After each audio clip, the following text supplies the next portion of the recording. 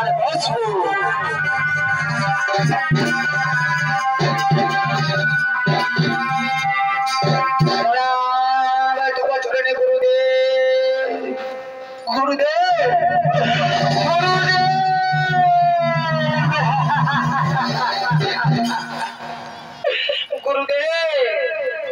আপনি তো বলেছিলেন গুরুদেব, মা সীতা তুমি যেদিন যা চাইবে আমি তোমাকে তাই দেব।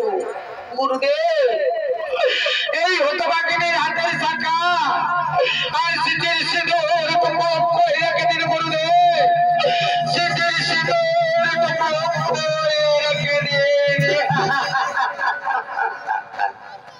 ওঠো ওঠো মা সীতা, তুমি আর কলঙ্কল করো না মা।